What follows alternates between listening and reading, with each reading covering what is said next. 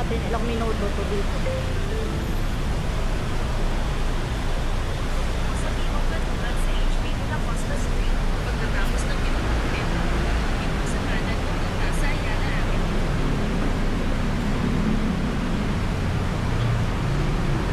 Sa timog na tulad sa HB La Costa Street, pagkatapos ng Pinunong Metro, ito sa kanan papunta sa Ayala Avenue. Ma'am, Nakarating ka na sa iyong ay destinasyon. salamat po.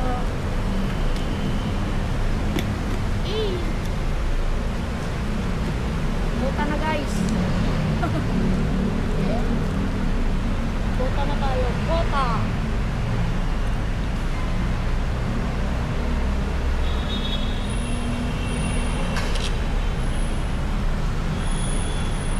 Salamat sa tip po, ma'am.